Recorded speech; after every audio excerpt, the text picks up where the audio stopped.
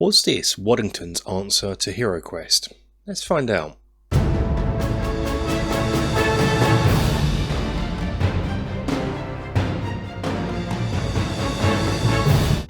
Hello and welcome to the Battling Barrow. And my name's Alfie, so what is this game then? Back in the late 80s, Games Workshop and MB Games released Heroquest to high acclaim and sales, and other board game manufacturers took note and wanted a piece of the action. Around this time, there were a few fantasy board games released, and Darkworld was one of them, coming out in 1991 by Waddington Games. It was designed by Eamon Bloomfield, with artwork by Chris Baker. Whereas Heroquest was much more a basic game system with a campaign included, Darkworld is much more of a board game, but with more going on the board. One player still takes the role of a games master, and the other players will be the heroes exploring the dungeon. This time though, there are working plastic chests that open and close, and the hero models actually hold their weapons and can be swapped when getting upgrades. Let's see what is in the box. It looks like it is a lot. It really is. Let's take a look. And this is the box. It is gorgeous. The artwork is beautiful. So yeah, what we've got here, we've got the barbarian with his muscularity. We have fighter guy, elf and dwarf. We have the manticore, the main bad guy here, who I can't remember his name top of my head, so I'm going to call him Terry, and an orc. The detailing continues around the edge of the box in here with bad guy Terry there. Typical fashion from the era. You have some guys having real good fun playing it. That's the mum, that's a guy. Sorry if you like this. Me knocking the mic. 2 to 5 players, ages 10 plus. It's not a particularly chunky box, considering what's in it. On the back we have a bigger picture of what's on the side here, and you can see the board set up, and it is mouth-wateringly gorgeous. We have the list of the hero miniatures here, and we have Korak. That's what Terry's name is, Korak. We have the bad guys here, so it's to give you a bit of information about them here as well, but some fluff here. So manticore, lion's body, humanoid head, scorpion tail, extremely dangerous. No kidding. Just pictures here.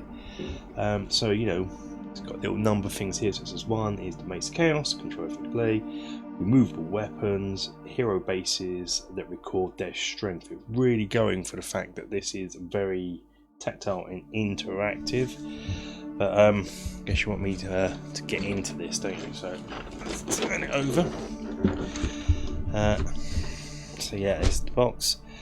Mine's in somewhat good condition. I bought it secondhand, and someone's put sellotape here. This is a definite no-no. Use PVA glue, and one day I might do a video on this. But ho hum, there's nothing I can do about this. The reason you don't use sellotape is because it will yellow and in time go funny, and you can't peel it off without losing the stuff. So ho hum. If you're interested in a video on box restoration, let me know. What do we have here? We have the Waddington's game Thingy Majiggy. I'm going to just see if I can. There's not a lot I can do about distance at the moment, so I have to do it. So it's cool. I always like having these original. We have the Adventurer's Guide to Darkworld.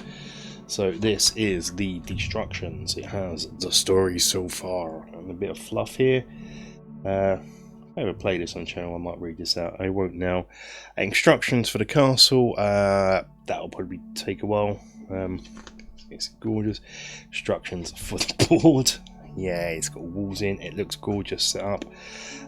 Instructions for setting up the miniatures because they are interactive. List of what the monsters are. The magical items. You have all these bits, and mine's complete, so it had all these. It's unfortunately lucky. Opening and closing chests, castle pits, base camps.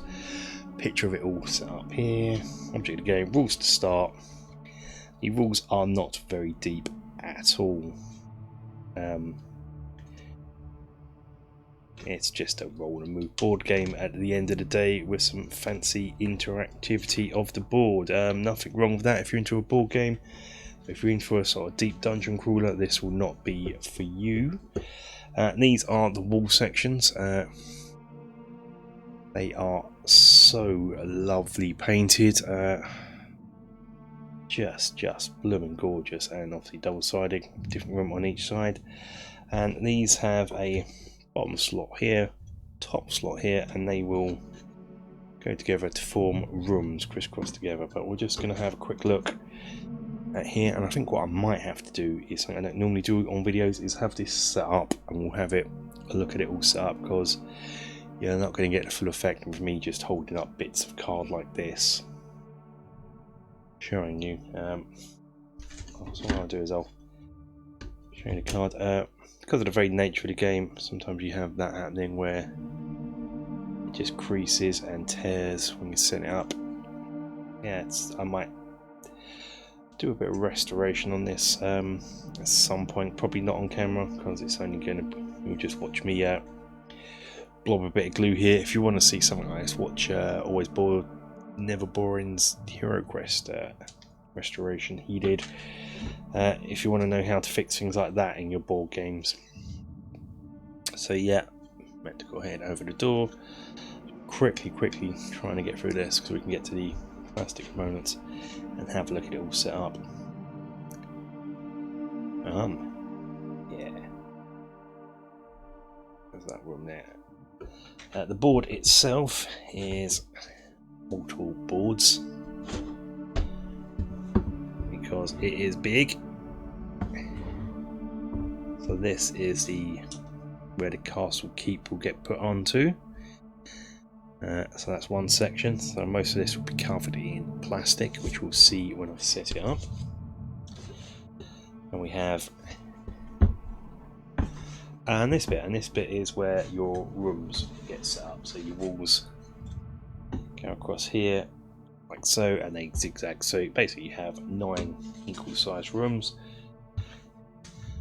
Start in this one, and you'll just sort of make your way, sort of sneaking through, bar the odd secret passage as a shortcut. But you're gonna sneak your way through the rooms in some sort of order till you enter this section of the board here.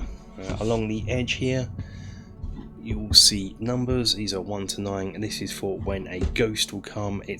Don't really need a model, but you got one, because what happens is when the haunter, as they call it, comes, you sort of have a random number from 1 to 9, and if it's 6, it means everything in this row gets killed. You don't really need a model for it, but they get models, which we'll have a look at in a minute for it, which is cool. I like it. It's attention to detail. So yeah, there's a lot of stuff in here. I'll have a quick look at the chest first. These don't come painted. I've painted these myself already. You have the chests, and what they do is they open. I'm not painting the inside, just left them dark brown. They open, so the chests are really nice detailed. For a board game, I mean, the detail work on this is great. It's fantastic. Really cool, really nicely done. So we have chests, 4 of these, each of them opening.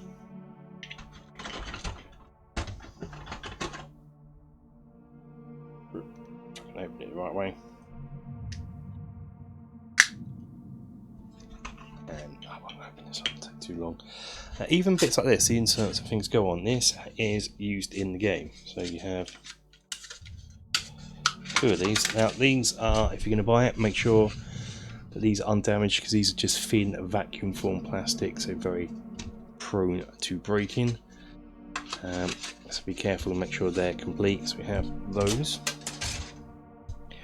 I'm going to get to the miniatures in a minute. We have these bits here, which are all, I won't get them out of the bag, they're not that exciting. I'll put one out. What these are is are what for put the board together. That slots onto the board, and your wall section slots in there into these. And these likewise, these will be for the doors. So forth. And speaking of doors, yeah, numerous different doors. Again, I've painted these myself. Again, lovely and detailed. So let's see how well detailed these are. I mean, heck, These might be worth trying to track down and just to buy for, like in spare sets, just to have in sort of D&D games. Might actually look into doing that. Pretend I haven't said that because I don't want there to be a shortage of them online. And you get a load of these. A load of doors, which is cool. Never have too many doors in again. But yeah, these all swing open, and I'll set it up and show you. That's why I'm sort of rushing through this bit, because you're not going to get a good feel of how it looks until you set it up, really. It's just going to look like lumps of plastic. Some metal doors, rusted metal doors. Again, I painted these. Get these, which are the hero trays. And what you'll notice is, again, they're vacuum formed. Be careful so you don't break them. And they have coloured spots on. And now what these will do is we have red, cyan, yellow, and green, and so all your stuff goes in there, cards, treasures, and yada yada. And that refers to this. If you see this, you have the same colours here. And I'll just skip ahead quickly. You look here, your miniatures will have different colours on. So this is the barbarian, here is the knighty warrior guy, and so you have different colours. And this is determines play order. Forgive the noise in a minute if you're wearing earphones, but you turn this over, give it a shake, turn it back over, and so it's blue, yellow, green, red. It's the play order. Do it again. Red, green, yellow, blue. Red, green, blue, yellow. So it's random play order. So that's what that is. Could it be done a different way? But you might as well have this big elaborate kind of lump of plastic. It's pretty showy. Looks good. Next up, I'm going to quickly go through all these bits here. You have, these are your items you get. So you have potions, fire bombs, and shoes. Trying to make sure I do this without losing any. We have a health potion.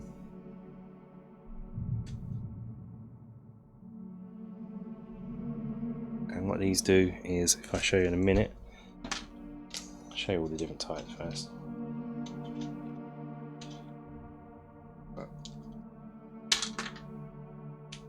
So you have firebomb, and you have the speedy shoes. I'm getting these the right way up. They're shoes with little wings on. And so what these are in the monsters, again we'll skip it ahead. Monster base with a hole in.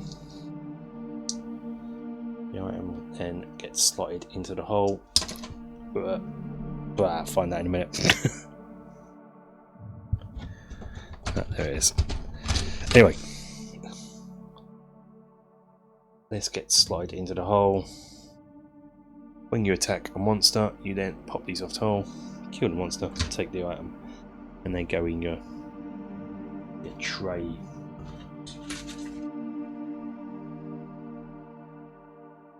Here, kind of thing. That's what they are. Right, let's get through some of the stuff here. We have some dice and some pieces that will fit in. These are to hold magic items. Combat dice and a standard D10 dice. Not much spread. These are combat dice, blank, 1 sword, 2 sword. I think you know how that will work without me saying. Ooh, I'm going to roll 2 dice. I get no hits. That's off to a good start. 1 hit, etc., etc. So that's what they are. We have custom dice. So make sure you have those when you buy a copy.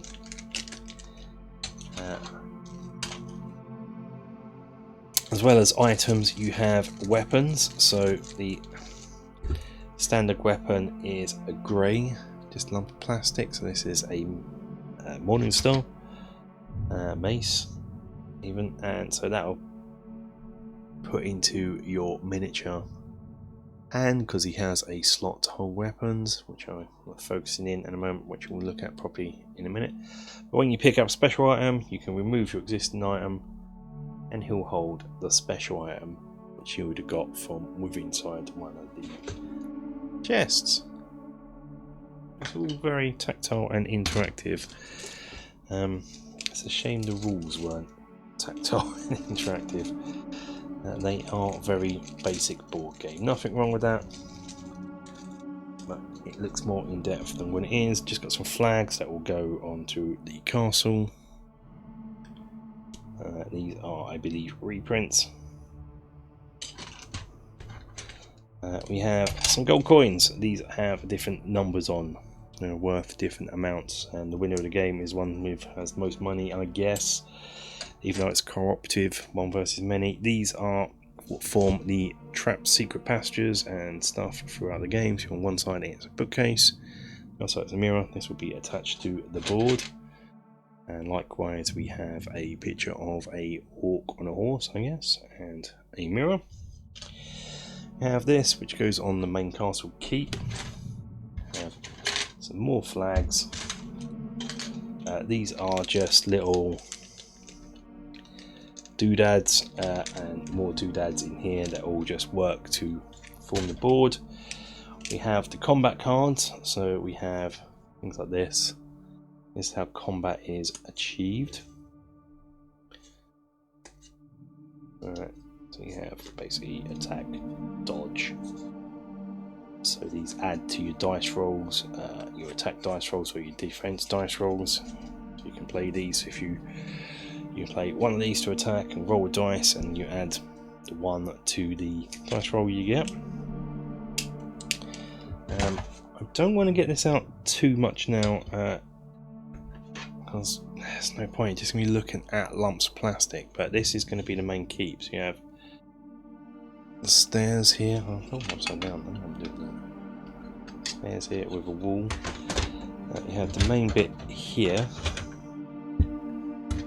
What I'm going to try and do is get this set up so you can see it all, because at the moment it just looks like, you know, big lumps of plastic, which it kind of technically is. Probably not the best to look at. These are actually skulls similar to the Heroquest skulls. You have other side doors. These all go together. So rather than just hold this up, if I assemble it, we can then look at it all set up, and it'd be nicer rather than just this. Let's have a look at the miniatures now. So first up, the heroes that you're going to play. We have the Barbarian. Here he is. Again, I've painted these already. They don't come painted. A very basic paint job, really. A better paint can make these look amazing, I dare say, but I'm happy with them. They're not the best sculpts in the world. Suffer from, like here, you can see that very plastic models of the era kind of thing. We had a lot of this aspect going on, a lot of bleh. But at the same time, having said that, they are perfectly acceptable for a board game, detailed enough for a board game. So when they're on the board, they're going to look great. So very heroic in style, quite like them. So yeah, you have this feature here where you can twist, and that is how many hit points you have. That's great, I love that. This is the knight. He is heavily armoured. Unfortunately, there is not much difference, if any at all, in the players. There's no stats, they all play exactly the same. I'm going to call him Sir Longarms. He's here, nice little basic paint job. Can make him look quite good. Elfie, or Ranger, whatever he is. I'm going to call him an Elf Ranger. I forget what he is. We can actually have a look. The Ranger. Yes, Ranger. I'm going to call him an Elf Ranger because we don't have an elf. But yeah, there's no difference between them whatsoever. The elf. pretty cool. I actually do generally like these models. There's something about them I generally like. And Dwarfing McDwarf, he is almost like a GW dwarf of the era of that big winged helmet. I don't know if you noticed what I tried to do on when I painted them is incorporate this into the colour scheme. So he has a bit of blue, a bit of green. Difficult to do when he's armour, but I figured he's going to have a lot of gold, which is sort of yellowy and sort of yellowish gloves. A barbarian, not a lot I could do, so but that's that. You have a posse of orcs, the orc clones. So that's what they look like. And I have been, I suppose I should pick those out in metal rivets. I might go back and do that. I didn't notice them when I first painted them, so only because I'm doing it on camera. Now, you noticed I've actually taken time to not individualize these and paint them all the same, so they all have this blue thing in.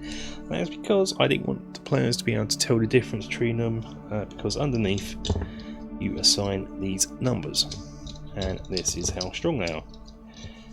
Strong as all being 4. So when on tabletop, you want them to look all the same, so the players don't know what orc they are fighting. And next we have the ogre. That's what the ogre looks like. Quite like these as ogres. That's how I sort of imagine ogres to be, slightly big, monstrous humanoids. Pretty cool. Again, basic paint job, gets the job done for tabletop. Might dry brush their club in a bit of, I don't know, dry bark or something at some point. But yeah, that's the ogre. Again, you have to try and paint them as similar as possible if you are going to paint this, due to the numbers. Scallywags, what's a fantasy dungeon crawl game without skeletons? So yeah, it's possibly going to be the easiest miniatures you're ever going to paint, which is ironic because when I first started getting into this in the 80s with Heroquest, I thought these are the most difficult things to paint because you have to paint all the lines in between the bones, and I used to try and do that on my Heroquest skeletons, not realising there was a thing called a wash. So yeah, that is just a bleach bone and a wash. It's just a quick surf shade, or in this case with modern paints you can just paint it rathbone and then go over with a skeletal horde and then horde contrast paint. That will save you loads of time. Spray it, contrast paint. Yeah, I think that's what I did with these, this contrast paint. Yeah, there's your scallywags. Next up, the opera singing mummies. They do sound like they're getting right into a bit of opera, don't they? These probably aren't as good as Heroquest mummies, but they're slightly different, so quite like it. Still not too bad. Yeah, I tried to differentiate these so they're not the same colour as the skeletons. Hopefully that's coming out on camera. Two of those. And of course, the model I mentioned earlier on, which is not really needed in play because this is the Haunter.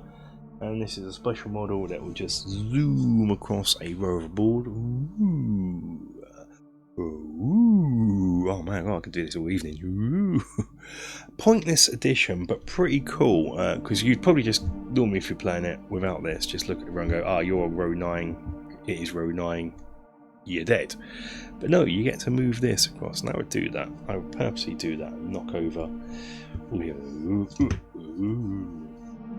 I mean, what the basic rules, tactile game system. So that's that. Now we're getting into the sort of big boys. This is the mid-game boss monster, if you like, the mini boss. This is the Manticore, and I'm assuming that's his tongue sticking out, and looks like he's eating a hot dog. Yeah, Manticore. So, head of a lion, body of a thing. No, it's body of a lion, isn't it? And a humanoid-esque face on the lion. So yeah, body and mane of lion, humanoid ish demon evil head. Scorpion tail, yeah. So that, and the final model is Terry, or Korak. This is the big boss. So he is a Korak, the Cobran Nemesis.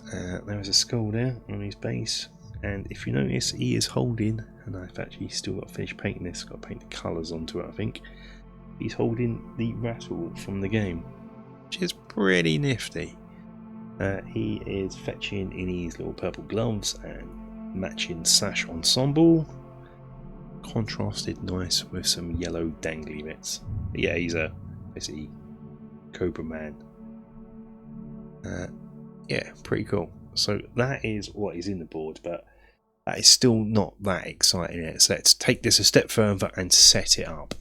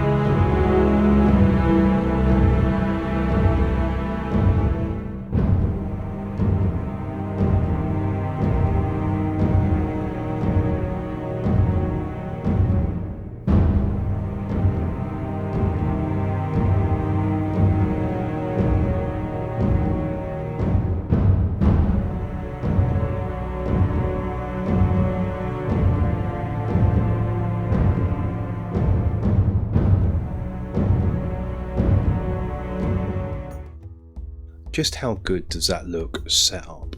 Imagine how much better it would be if it was all painted and set up. That is something I think I'll tackle in a later video. Did this game have any expansions? There were two that came out, both in 1993, both being designed by Eamon Bloomfield. They could be played as standalone games, which was nice, not needing the base game at all, or they could be combined to find an epic adventure campaign. The first to be released was The Village of Fear, which included a load of buildings that form a village, probably of fear, as well as some new weapons and magic items. The second was The Dragon's Gate and featured a 3D hillboard and a large plastic game miniature. Where could I get a copy of the game?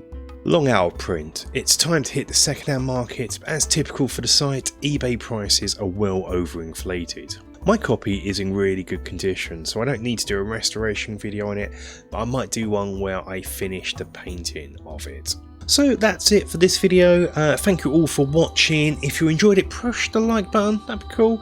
If you're not subscribed, please subscribe, really appreciate it. And also, either way, let me know if you've played this game and what you think of it in the comments. Do you use any house rules to add a bit more depth to it, because it is a bit shallow, or are there any solo rules? But yeah, that's it for this video. Until the next video, stay safe, take care, bye bye.